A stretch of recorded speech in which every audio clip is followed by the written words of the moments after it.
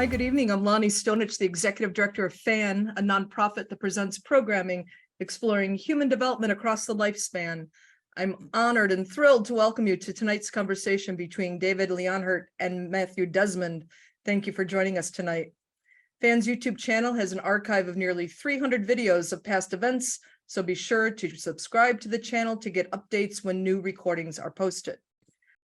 And now for some introductions. David Leonhardt writes the morning newsletter every weekday for the New York Times. It comes to my inbox like that, and contributes to the Sunday Review section. He has worked at the Times since 1999 in a variety of reporting and editing roles. In 2011, he won the Pulitzer Prize for commentary for his columns. David first appeared on the FAN screen in 2022 when he interviewed Princeton economists Ann Case and Angus Deaton about their book, Deaths of Despair and the Future of Capitalism. We'll pop a link in chat with a link to that recording. Matthew Desmond is the Matthew During Professor of Sociology and the founding director of the Eviction Lab at Princeton University. He is the recipient of a MacArthur Fellowship, the American Bar Association's Silver Gavel Award, and the William Julius Wilson Early Career Award. He's the author of 5 books, including the New York Times bestsellers Evicted, Poverty and Profit in the American City, and most recently, Poverty by America. We are honored to have hosted Matt for events in support of both of these books. He's one of our very favorites. And now let's welcome David and Matt. Thanks so much. David, really great to be with you. You too, Matthew. Thank you for doing this. Congratulations on this book. It's a fast-moving book. It's a book that's people-centered, but it's rooted in a lot of history, a lot of data. It's a book that challenged a lot of my ideas about stories we tell ourselves about where we went wrong, how we went wrong. I feel like the book has a momentum where once you start going in it just kind of catches you, and then suddenly you're 400 pages done. And so, I really learned a lot from this. I'm really looking forward to this conversation. So thank you so much for this and congratulations. Thanks for saying all that. I really appreciate it. Your book is framed around the rise and fall of the American dream. And so I thought we'd kind of follow the contours of the book tonight. But first, let's just get into what the problem we're facing is with the fall of the American dream. And so my first question is, the way that the American dream is often operationalized is your kids do better than you do, And so the baby boomers, right? 80% of baby boomers did better than their parents did. But today it's basically a coin flip, right? According to Ross Chetty's data that you draw on, and it's 50-50. And this would be seen as a decline of the American dream. You call it the Great American Stagnation. And I want to ask you, is this real or not? So you could think of it not being real because there's a ceiling effect. Like, say my dad is poor, and then I become middle class, and then my kid's middle class. So if my kid not becoming rich would be statistically not the American dream, but it's in reality, okay, we're okay. And so is this problem real, and why did you decide to focus on it? Yeah. So I do think there's a theoretical world in which we just sort of bobbed along and things were mostly okay in terms of out earning your parents. I don't think that's the world we live in for 2 different reasons. One, many of the people who are not out earning their parents did not have parents who were rich. These are communities, people in communities that you've written about extensively. So we're not necessarily talking about upper middle class people who are essentially replicating the living standards of their parents. We're talking about people whose parents were working class or poor and who are nonetheless not achieving higher living standards than their parents. And I really do think that money matters. And I don't think, and we can talk more about this, I don't think we're bumping up against some absolute limit of living standards in this country. And so I do think the financial measures are important and significant. But I know that not everybody does. And there are people who think that we shouldn't focus very much on money. And so what I would say to them is, okay, let's look at other measures of well-being. Let's look at what Americans say about how happy they are with the economy and how happy they are with our society. And they tend to be quite frustrated. And then let's look at other measures that are not financial. Let's look at the percentage of Americans who have spent time behind bars at some point in their life. That's gotten much worse. Let's look at the percentage of Americans who express being in pain at some point during the day. That's gotten worse. And then maybe to me, what the killer stat is that our life expectancy data just looks really grim. For working class people, it is, thanks to COVID, life expectancy for Americans without a four-year college degree is at its lowest level since the 1980s. That's the suggestion of the research by Ann Case and Angus Deaton. And this is the first chart in my book. In 1980, and I promise not all my answers will be this long, Matt, but it was a good broad question. In 1980, the United States had a normal life expectancy for a rich country, kind of in the middle. Today, we have the absolute worst life expectancy than any rich country, worse than any country in Western Europe, worse than Japan or South Korea or Canada or Australia. And so I think even if you look beyond the economic statistics, there is abundant evidence of the great American stagnation. Is Europe also stagnating, even though it has some policies that you support in your book, like sectoral bargaining, for example?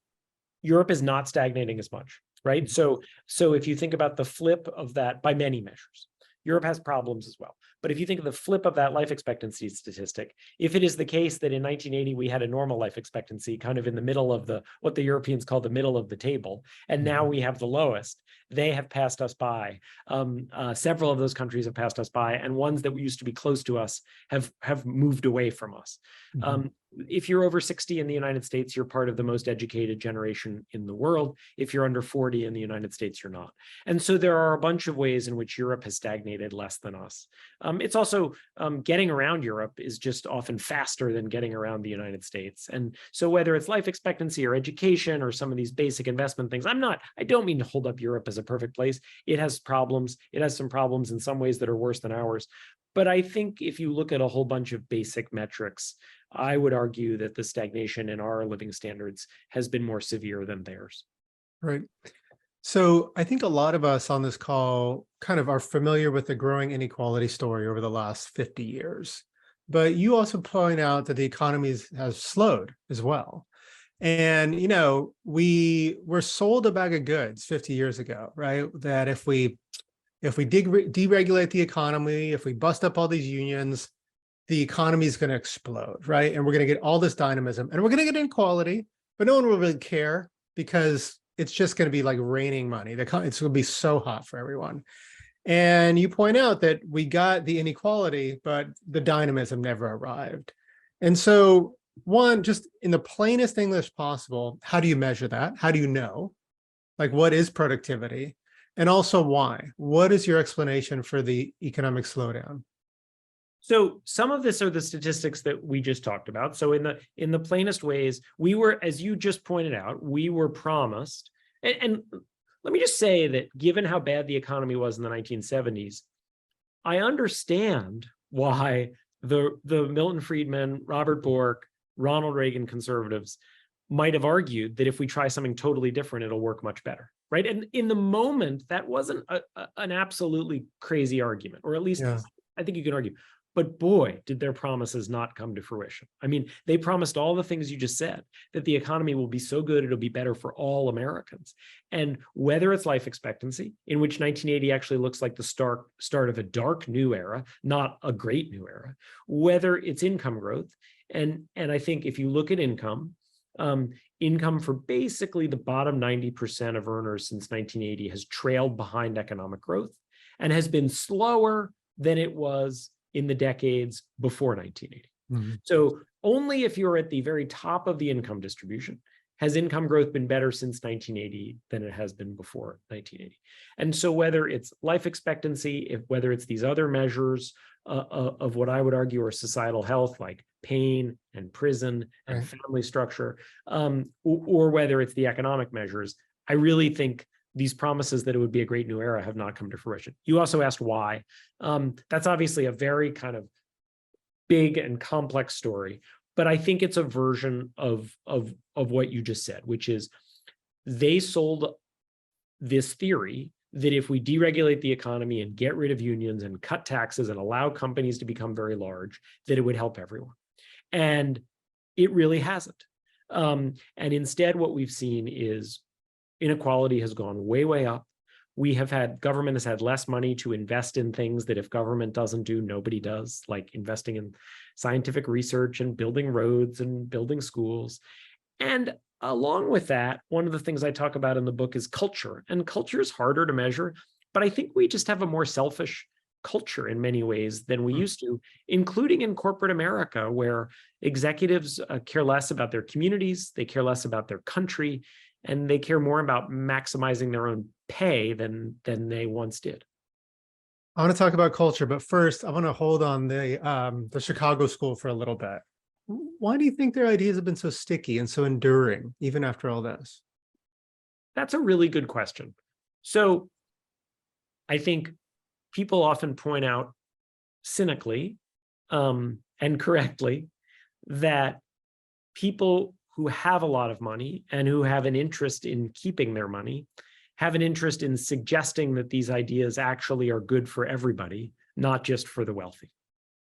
And so I do think that this idea of kind of organized money, promoting these ideas, saying this is actually good for everyone, right? It's a little bit like when Coke and Pepsi come out and say that policies that would reduce soda consumption will be bad for everyone, or when oil companies say that carbon taxes would be bad for everyone. Well, not really, but they would be bad for those companies. Yeah. But it's much better for Shell it's not good for Shell to come out politically and say, if we have a carbon tax, it'll be good for all of you, but bad for us. So they say it's bad for everyone. And I do think that really is part of the problem. I also think, and if you want to get into this later, we can kind of park this. But I also think that the political left in our country has made some pretty significant strategic mistakes. And the political left, I think, has moved away from a significant number of values of working class people, more socially conservative or moderate values, like patriotism, like religion, on some specific subjects. And so I think working class people have said, wait a second, the Republican Party doesn't represent my economic interests. The Democratic Party doesn't represent my social values. Who am I going to vote for? It's kind of a close call. And in the old days, I think labor unions often reminded workers to vote for the left of center parties. Today, labor unions are weak, and Fox News and evangelical churches are strong, and I think they remind people to vote for the right of center party. I do think the Democratic Party deserves some responsibility here, even if it's not as much responsibility as the Republican Party. Yeah, you pointed in the book that in labor rallies and strikes, often a lot of Americana, flags flying, right? We are Americans expressing Americanness doing this, and we've come to another place. Well, one of the things that really struck me about your conversation about the Great Tax Revolt that started in California with a Democratic governor and Democratic control of both houses, right? Yep. It was exciting. It was new. It was fresh, and there's a moment in your book where Jack Kemp is like, this is cool. And, he's getting criticism and he's like, what's your idea? What's your idea? And it really reminded me a little bit about policymaking on the left today, where what's our cool idea? What's our new, fresh idea that we wanna drum out? When you read the early, the neoclassical economists, and you read the Laffer curve and stuff, which today is widely discredited, there is like an optimism built into it, right? Like, wouldn't this be so cool? Yeah. And I agree that can be cynical, but I think there was also an excitement there that often our ideas are lacking today. I agree. And I do not think at the beginning it was mostly cynical. I think a lot of these people were true believers. Honestly, I think Ronald Reagan was a true believer in a lot of these ideas. If you go back and read him, I mean, he really believed a lot of this stuff. So you made two fascinating points there. I just quickly called up a quotation. One is about basically patriotism, and one is about newness and kind of freshness. So let me read a quote from the great labor historian Nelson Lichtenstein. He writes, all of America's great reform movements, from the crusade against slavery onward, have defined themselves as champions of a moral and patriotic nationalism, which they counterpoised to the parochial and selfish elites who stood athwart their vision of a virtuous society. And that idea of a moral and patriotic nationalism versus parochial and selfish elites, I think is a version of what you were just talking about, right? The labor movement of the 1930s and 40s brought enormous American flags to rallies. In many cases, the people joining them were immigrants, and they were simultaneously asserting their status as workers and their Americanness. And I do think that reform movements today can be disdainful of Americanness in a way that makes it harder to persuade people who are not already persuaded. And then your second point was just about the idea that it helps to have things feel fresh and fun. I think that's true. I don't think every idea that wins people over has to be new and fresh. I think we see people getting excited about labor unions now. That's not a new idea, but it's still an exciting idea to many people. But I do think freshness helps. And one point that my colleague Nate Cohn, who's the chief political analyst at the Times, has made is that the Democratic Party has kind of weirdly ended up as the party that can feel like the establishment party today, whereas the Republican Party can feel like the anti-establishment party. And there are ways in which that's sort of unfair to the Democratic Party. Donald Trump is not actually, in many ways, an anti-establishment figure, but he does manage to feel that way for people. And if you kind of ask yourself, if I'm unhappy with the direction of things in this country, who is someone who's going to shake it up more? Is it Hillary Clinton or Joe Biden? Well, not really. It might be more Donald Trump. And even if it's a very misplaced sense, I think your notion that new and edgy and exciting movements can draw people is related to the notion that at a time of stagnation and frustration, being seen as the establishment has some real political downsides. Yeah. Labor movements play a big role in this book, Yes. beginning and end. And one of the points you make about the movements in the 1930s was how violent it was. There was real violence between the police and labor. One of the most fascinating things about the Trump election was seeing coal miners on stage with police officers, around this Trump coalition. And it just reminded me of the labor history of the coal miner strike, where sheriffs were literally shooting at miners and dropping bombs out of planes, real violence. And I think in this kind of this moment we're in, where labor is kind of reawakening in different ways, it still is very tame, right? Based on the 1930s. So can you talk about that? Just remind us, like, the real blood left on the shop floor. I mean, it was terrible, just as you're saying. So I think the background that's important here is that in the early 20th century, the 1900s and teens and 20s, labor basically lost every single confrontation with management. And a big part of that reason is that the federal government and the state governments basically always intervened on the side of management, not labor.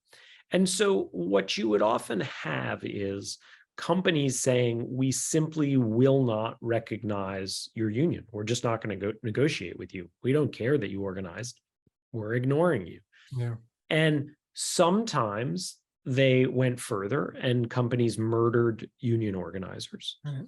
Other times, workers went out on strike and companies just said, we don't care, we're bringing in replacement workers. And workers responded by physically and violently attacking those replacement workers. And so the violence started on both sides at different times in different strikes.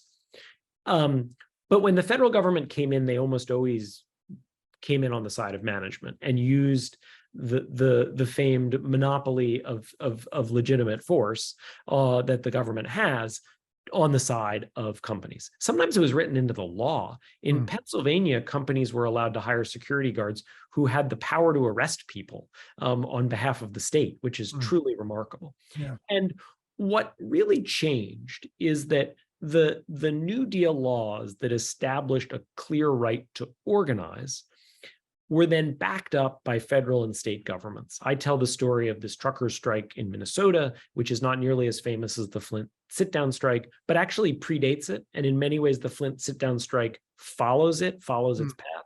And the governor of Minnesota says, hey, I'm not going to use the National Guard to break this strike on behalf of the employers. Instead, he took this kind of middle ground. He basically ousted the communist leaders of the truckers union, and he put enormous pressure on the people who owned the trucking companies to negotiate with the union rather than ignoring it. And by doing that and having the National Guard enforce both of it, he played a more neutral role. And when the government plays a neutral role and then sets up a legal process through the NLRB, the National Labor Relations Board, I do think it's possible to resolve strikes without violence. I think to get where we got, we basically had to have violence, as tragic as it was. I do not think we need violence today to have a resurgence of labor unions in this country, although I do think we need changes in the law. One of the sticky wickets you get into, right, when you're writing about kind of the creation of the American middle class in the second half of the 20th century is race. Yes. And a fascinating point you make in the book is between 1940 and 1970, the economic fortunes of Black families actually increased, grew. They did better, despite segregation, despite Jim Crow laws, despite avid racism. I think that would be surprising to a lot of folks. What was behind that, and how do you explain that? Yeah. So as your question implies, I think it's very important to be clear-eyed rather than nostalgic about the vicious racism of mid-century America. And there are obviously features of that mid-century economy that I think we can learn from and update for a new era. But in no way is that suggesting that we should honor or go back or learn anything from the vicious racism and sexism and homophobia and religious discrimination and discrimination against gay people and against disabled people in this country. And so I think it's important to be very clear about that, and also to say that the inclusive economic growth that we had during these decades had benefits that extended to non-white Americans. And I assume we'll get into immigration at some point. Before the late 60s, nearly all Americans, 96, 97%, I shouldn't say nearly all, but the vast majority of Americans are either white or Black, right? So when I'm saying non-white Americans in the 40s and 50s, it's not exclusively, but it's overwhelmingly Black Americans. And I find that really important, because what that means is that it's not that the more inclusive economy that we had built in the 40s and 50s was built on the backs of people of color.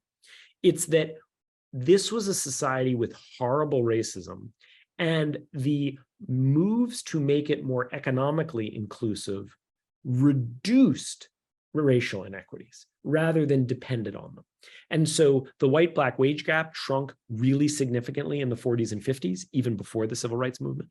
The white-Black life expectancy gap shrunk in the 40s and 50s before the civil rights movement. And I think the fundamental reason is that we had an economy where lower income people and middle income people were receiving larger raises than upper income people. And because of racism, Black Americans were overrepresented among lower income and middle income Americans. And so when we had contracting inequality, in significant part because of the rise of labor unions, we also had contracting racial inequities. I want to ask one more question before we kind of turn in full force to the fall of the American dream, which is, you at the end of the book, you say, my explanation revolves around power, culture, and investment. Culture is really something that's often squishy and hard to get our hands around.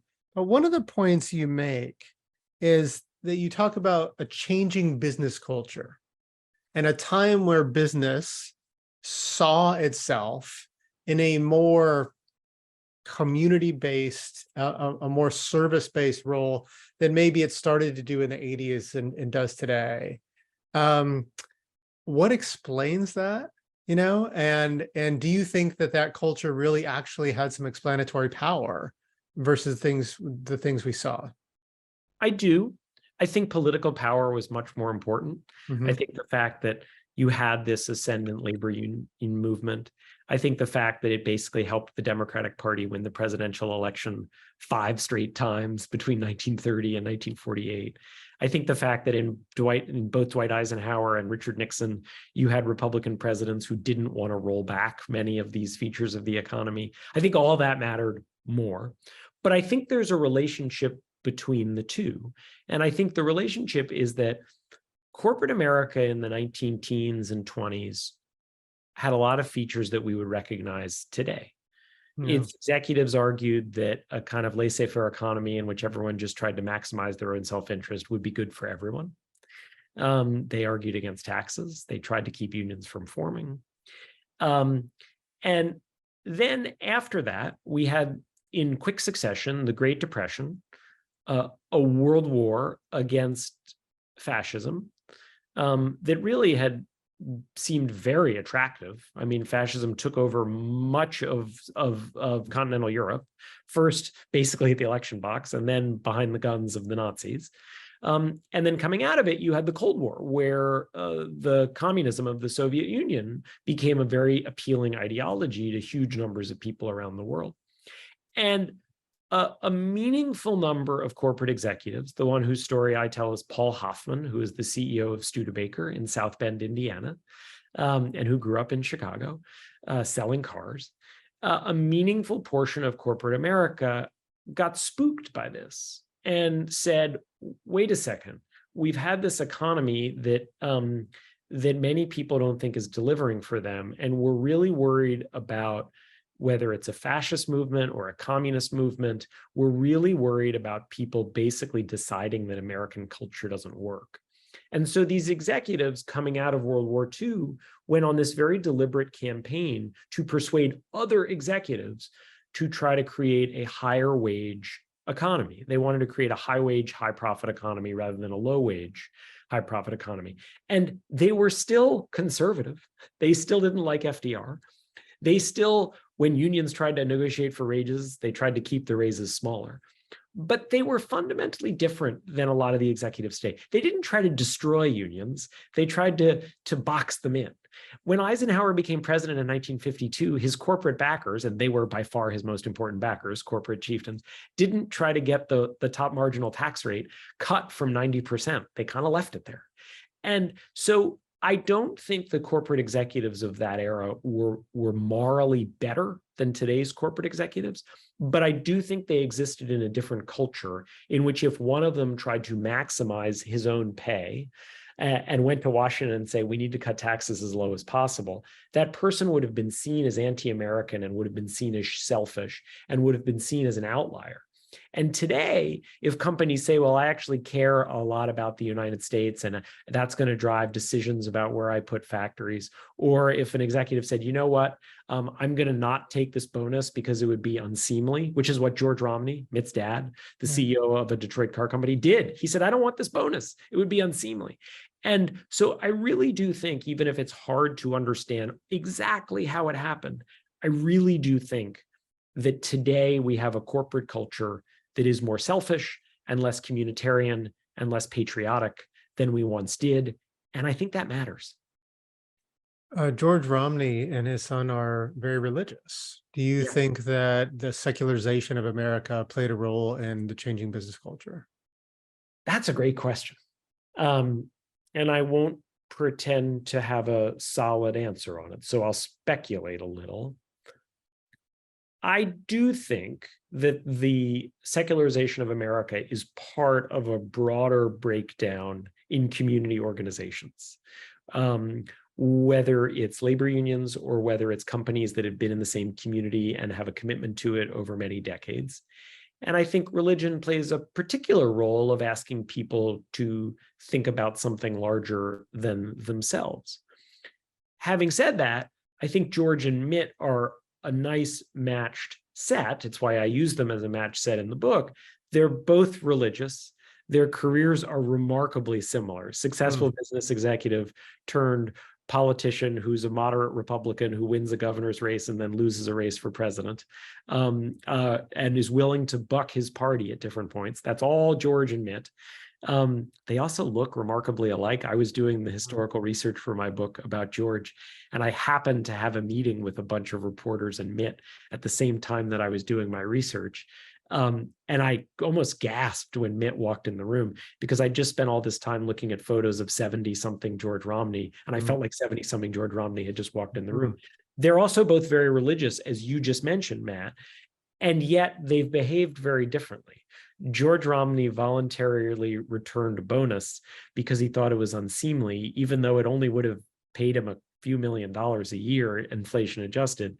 Mitt Romney, who I think is an honorable person, never returned a bonus as far as I know. He made hundreds of millions of dollars at Bain Capital. And so even though they're equally religious and so similar in so many ways, I think the Romneys demonstrate the ways in which what was considered normal and acceptable in corporate America have really changed.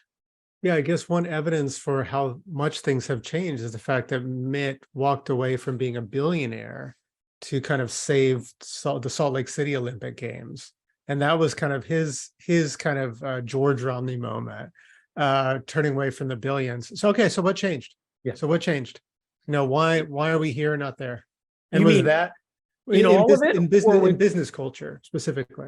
So I think a few things happened. One, although we've certainly had a lot of problems in recent decades, starting in the 1970s with the oil embargo. We've just hit the 50th anniversary of the oil embargo that really is the turning point for American growth, even if it's not the turning point for inequality.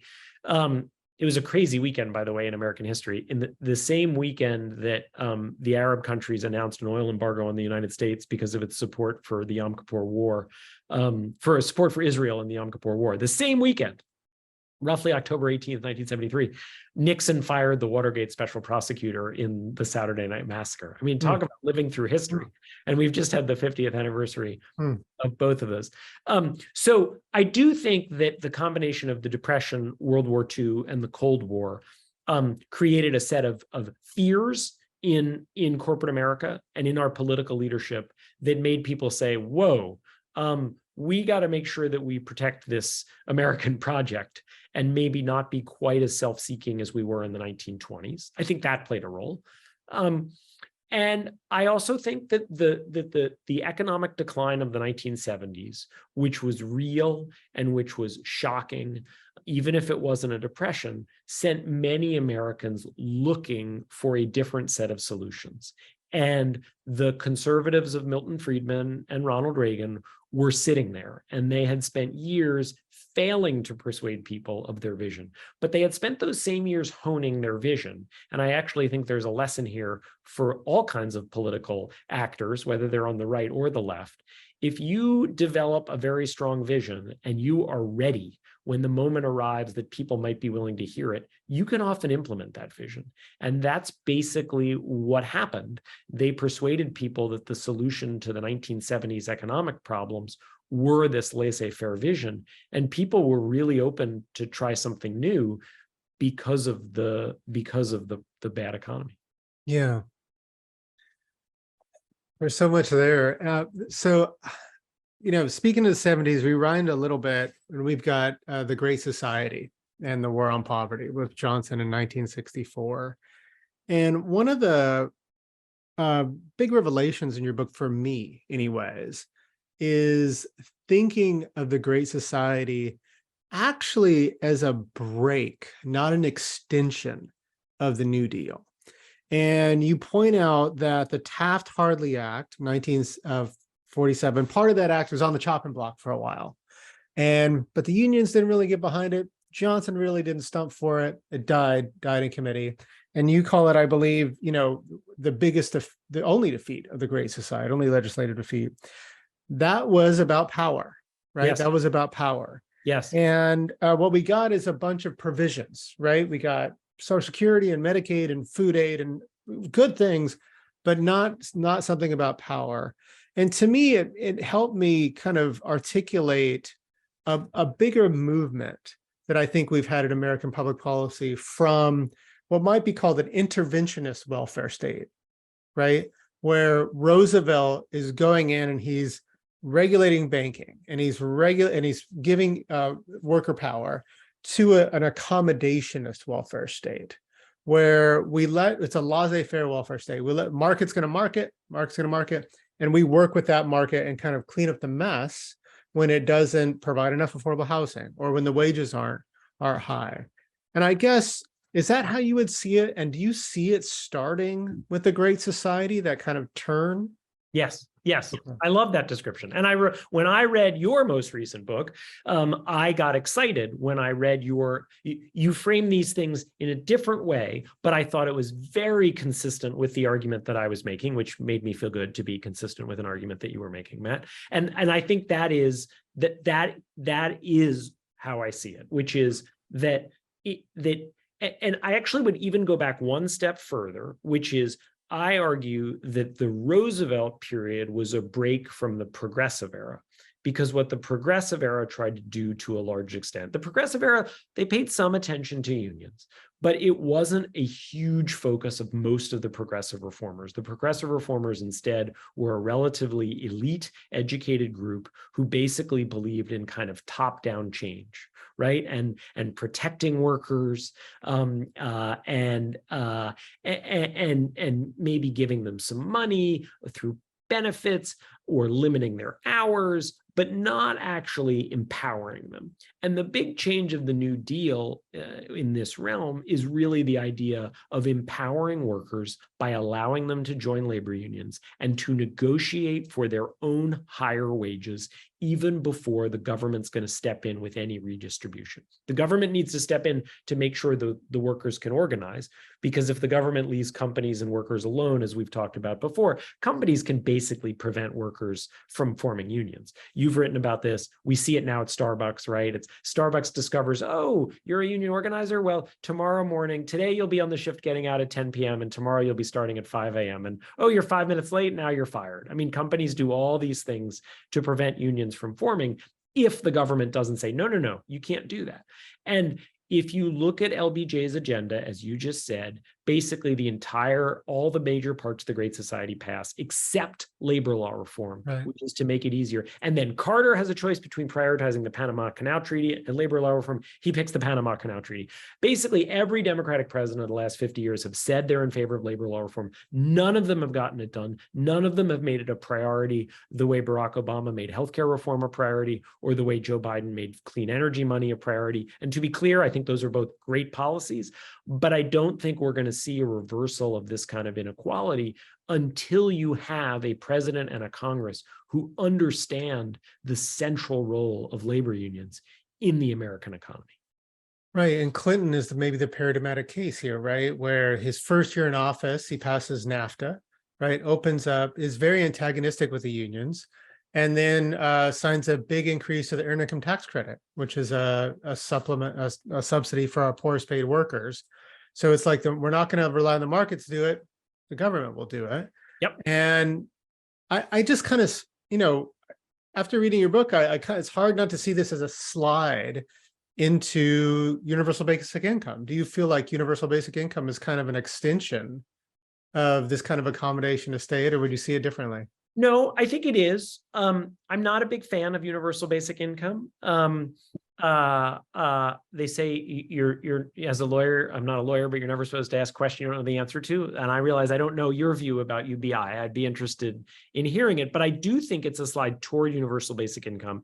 And I think universal basic income is problematic for all kinds of reasons. First of all, if you just run the math, it is very hard to get huge amounts of money. Second of all, if it's universal, you're basically giving a really substantial amount of money to relatively affluent people who don't need it. And third of all, and I realize some people would accuse me of having conservative views on this, and I might plead guilty to that, I think there's real value in people working. And so I think it's for a healthier society. I think you would have a society where people could join unions and get good paying work. I'm not saying it's all about unions, but get good paying work.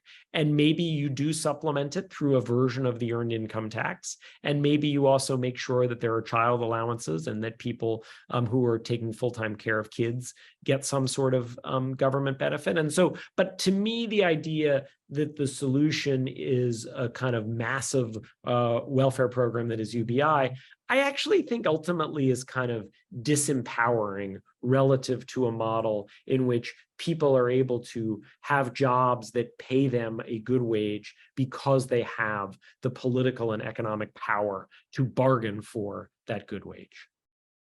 Now, this is a part of the book where I didn't know where you stood on what should we do, where should we go? Because on the one hand, I feel like you make a case for real returns on the New Deal, right? Real returns on worker empowerment. Yes. But you also point out that the New Deal and the Great Depression was very unique. Yes. And it took a lot of really unique circumstances to create this. Do you think we could have a second New Deal? Would you like to see an American welfare state or public policy that is more about worker empowerment? Or do you feel that we have to kind of have the ideas and wait for the next crisis in a way? I don't think we should wait for the next crisis. And I think there's some real reasons to think that we don't need to. And, Jefferson Cowie at Vanderbilt has written this lovely little book called The Great Exception. And it's not a long book. And he's just won the Pulitzer for his most recent book.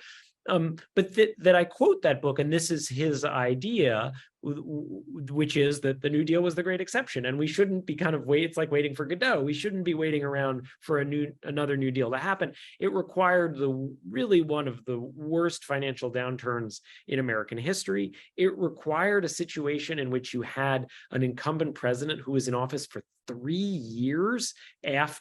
than 3 years after the stock market crash. And so things that were so bad that the new president in FDR really had a lot of political capital. You had this totally unsustainable coalition of Southern segregationists and Northern liberals. And so we're just not going to get that again. And I think he's persuasive on that. But having said that, if we take apart the New Deal and also look at the things the New Deal lacked, the idea of making it easier for workers to join labor unions, I don't think that requires a New Deal. I think it requires there being a politician to be realistic about it, although the number of Republicans who speak positively about unions is growing. To be realistic about it, it probably needs to be a Democrat today. I think as a Democrat running for president, and winning and getting a majority in both houses of Congress, who doesn't run for president saying, I am going to give you healthcare reform, who runs for president saying, hey, I'm going to make it easier for you to join a union. And when presidents take office in their first 2 years, particularly if they have their party in control of Congress, they can often pass a couple of really big, ambitious pieces of legislation. Joe Biden did it. Barack Obama did it. And so I think if there's intellectual leadership around something like unions, around something like raising taxes on the very rich substantially, around something like a very different antitrust policy, I don't think it can all happen at once, because that's kind of the idea of the great exception. But I do think some of it can happen. And I don't think it requires a return of the Great Depression or of FDR's ghost to make some real changes happen. What was the Bobby Kennedy coalition? So this is one of these cases in which I have to start out by saying what I'm not arguing. I am not arguing that if only Bobby Kennedy lived, everything in America would be different. Bobby Kennedy was assassinated in the midst of the Democratic primary campaign in 1968, shortly after he won the California primary. He might not even have gotten the Democratic nomination, given Hubert Humphrey's support among what we might now call superdelegates. If he did get the nomination, he might not have beaten Richard Nixon. We just don't know. It's also possible that he would have won. To me, the reason Kennedy is a significant figure is he is remembered today as a hero of the left, I believe appropriately, because of his populist redistributive economic policy and because of his unflinching support for civil rights. He spoke in South Africa during apartheid. He was known as the most popular white politician in Black America, and polls backed that up. He was Black Americans' favorite presidential candidate in 1968. He was the politician who embraced Coretta Scott King and the King family after the assassination of Martin Luther King. He was the only major white politician who was greeted joyfully at Martin Luther King's funeral, rather than ignored or disdained, as Richard Nixon was by some of the attendees. And so Bobby Kennedy deserves to be remembered in many ways as a true progressive on both economics and race. If you go back and read the newspaper clips of the 1968 presidential campaign and read Kennedy's campaign literature and read the oral histories with him and his aides, all of which I did, you will be struck that he was considered during the 1968 campaign to be quite conservative on some issues. The New York Times wrote a whole analysis about what's this new conservative Bobby Kennedy. And the reason is that he really took seriously and treated respectfully the views of working class voters. So in 1968, crime was a huge concern in the United States, and many liberals dismissed it. The Nation and the New Republic ran articles in which they put either the word crime or crime increase in quotes, suggesting it was all kind of made up. Eugene McCarthy, the kind of candidate of the more educated Democrats, refused to say the words law and order. And Bobby Kennedy thought this was madness. And he said, no, Americans are concerned about crime, both white and Black Americans, many working class Americans. I'm going to talk about it, because if I don't, we cede this issue basically to the racist candidates like George Wallace. Kennedy talked in very nuanced ways about Vietnam. He did not make the soldiers sound like the bad people. He went to Notre Dame and he said, let's end student deferments. And so whether it was on crime, whether it was how he talked about agricultural policy, whether it was how he talked about Vietnam, Kennedy did not try to present himself as sort of an elite, highly educated liberal. Now, he's a millionaire who went to Harvard, so we can kind of laugh about some of the irony there, but he cared about how he presented himself.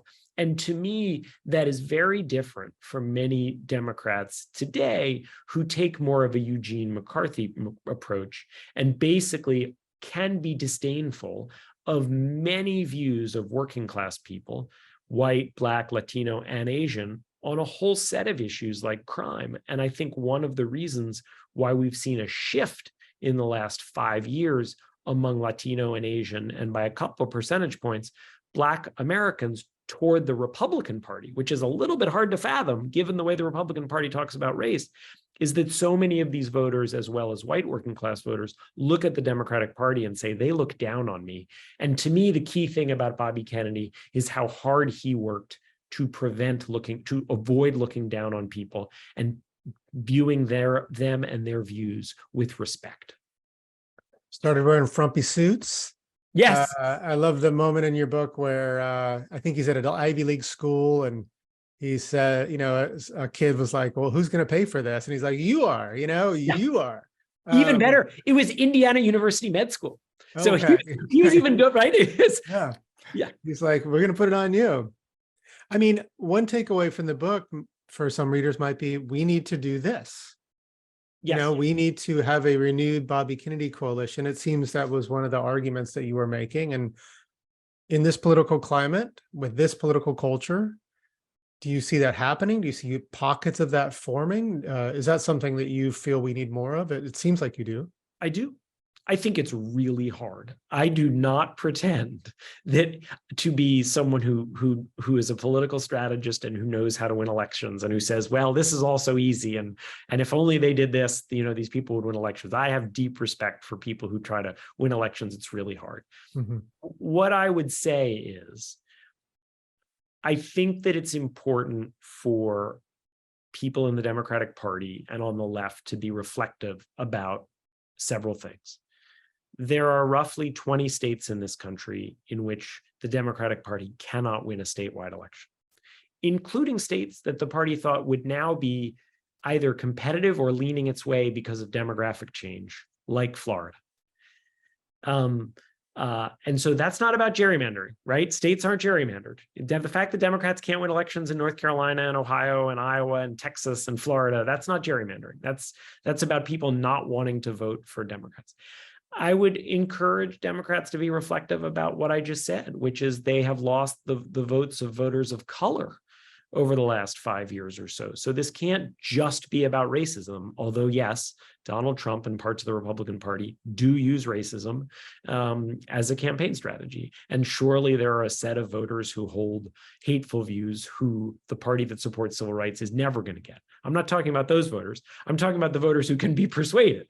And I just think that whether you look at those two things or whether you look at the fact that on a long list of issues or a meaningful list of issues, voters say the Democratic Party has the wrong policies. I think it's important, rather than Democrats saying the reason we lose is the other side cheats, or the reason we lose is that people vote against their economic interests. You know who else votes against their economic interests? Rich people in suburbs who vote Democratic to have their tax increases. Or the reason we lose is because voters are stupid or hateful. I think that's empirically wrong, that everyone who votes against the Democrats is stupid and hateful. And even if you don't think it's empirically wrong, it's a really hard way to win people's votes by saying, hey, you're stupid and hateful, please vote for us. And so whatever it looks like, I do think a version of the Democratic Party that figures out a way to stop hemorrhaging votes among working class people is probably a version of the Democratic Party that will do better going forward. Part of that, from your point of view, seems to be about their views on immigration. And you make a distinction in your book between being pro-immigrant and pro-immigration. And I'd like you to speak on that. And then I'm going to read you a passage that was really jumped out at me. If you think about immigration as a social issue, a question of human rights, you might say that Democrats have moved to the left by favoring more immigration. If you think about it as a domestic economic issue, one that affects the power dynamic between American employers and workers, you would instead say that a policy of more immigration is a right-wing position. Can you please defend that and make the distinction between being pro-immigrant and pro-immigration? Yeah. So the distinction between pro-immigrant and pro-immigration is one that I am borrowing from the late Congresswoman Barbara Jordan, who became famous for speaking up against Richard Nixon during the Watergate hearings. She was from Texas. When she was first elected to the Texas legislature, there's this amazing photo of the entire class, the entire Texas legislature at the time. And she stands out because every other face is a white man and she's a Black woman. And she came from Houston, and she's justly remembered as a civil rights icon and an icon of defending the Constitution because of that speech about Nixon. And President Clinton named her to oversee a commission on immigration, and we can talk more about that if you want.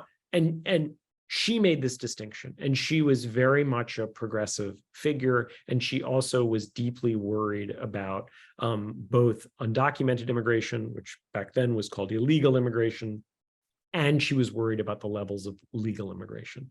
And she basically said, look, many things in life that are good are not free. Immigration is one of those.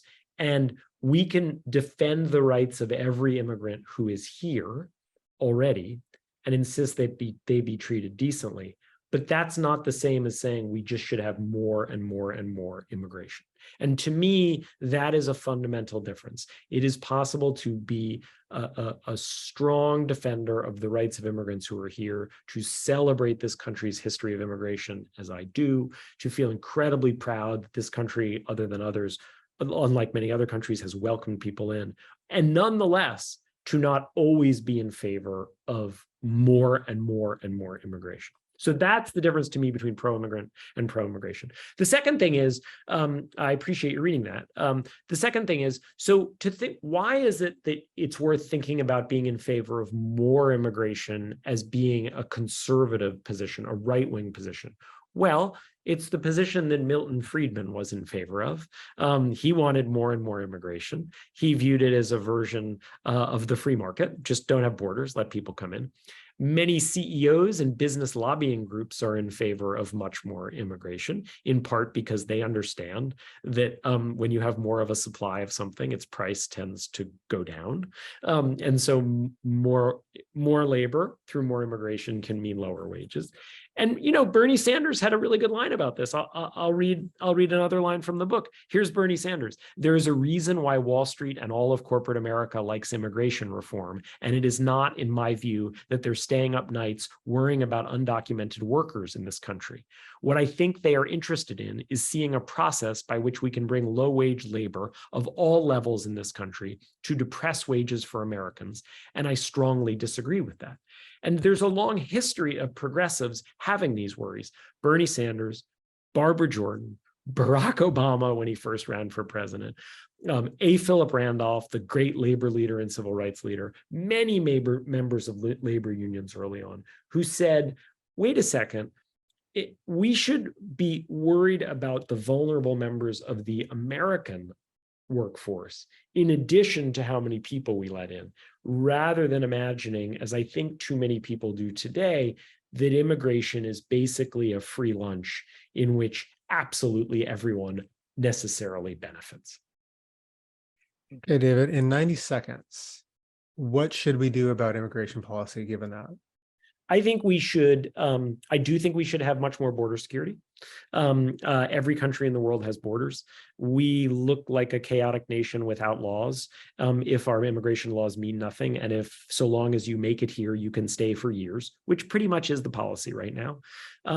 So that's one thing. It's also incredibly popular with American voters, and immigration is a huge spot of vulnerability for the Democratic Party today, according to polls. So one is more border security.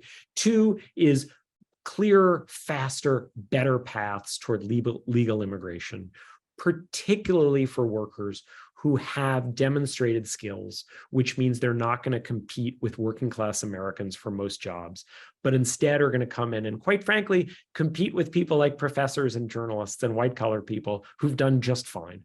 We should be doing more to expand the labor force at that end, which I think will play a role to reduce inequality. And finally, I think the combination of these things, an immigration system that felt like it worked, maybe somewhat lower levels of immigration overall, I also think would make it easier to pass progressive policies. It's not an accident that when countries all around the world have very high immigration levels, they tend to move to the right politically. I also don't think it's an accident that the decades when we had the lowest immigration in this country were also the decades when we had the most income distribution. And you can lament that. You can lament that people are more willing to do income distribution when immigration levels aren't high, but I don't think you can wish it away. And I think a country with a lower level of overall immigration and a system that actually seemed to work would be one in which progressive economic policies were easier to pass. I hope that was 90 seconds. Can I just say, Matt, thank you so much for reading the book so thoughtfully and engaging with it and picking out things that none of my other interviewers have asked me about. And I've done a lot of interviews now and asking me skeptical questions. And I just, it's an author's dream. Thank you. No, it was a pleasure. It was, it was a book that challenged me, that pushed me, that made me want to read more about X, Y, and Z. And so, I guess if we can just close with this one question, which is, I mean, it's a softball, but it's kind of, why'd you write this thing? It feels like something that was inside of you for a while and you were trying to, what do you want? Why this book? Why now? What do you want to happen with it? In part, I've been writing about these subjects for more than 20 years for the New York Times. And so I wanted to try to make a larger argument about them. But in part, I will confess, because I am worried about our country. People are so angry and they're so frustrated. And I think often that frustration has some reason. But I also think the frustration can take really bad forms, self-destructive forms that hurt other Americans. And so I wanted to make sense of how it could be that we have lost our way. I am an optimist by nature. I end the book on an optimistic note. You and I have already talked about this, about how political movements have changed the country before and have changed it again. But I'm not at all certain that we will change the country, even though we have the power. And I wanted to try to put all this work I've been doing and publishing in the New York Times over the years, and I wanted to step back and tell historical stories and talk about people and characters and make an argument for what I think a better America can look like. Ooh, David and Matt, what a gift you have given to our community. I can't tell you how truly, deeply grateful I am to both of you for what is just such a solid, beautiful, engaged, thoughtful, deep interview. It was just great content. I'm such a nerd. It was so juicy and so delicious. Thank you both very much. Matt, you gave a master class in how to do an interview. It was just brilliant. You know, we love you. And now I have this whole other piece of you that now I'm just going to be like, it's just such a great job. I want to remind everybody that David's book is available we've been putting things in chat here, links. Buy a copy of David's book. Ours was The Shining Future. Come hang out with us at After Hours. It's going to start in about 5 minutes. David will answer all your questions. You can ask your own questions. It's a hangout. It's a great, great time. And Fan is going to match your book buy with another book. I know you have people on your list that could use this book. Teachers, parents, kids, siblings, anybody, colleagues. Matt, we love you. Please come back to Fanland soon. Thank you so much for your service to us. We're so, so grateful.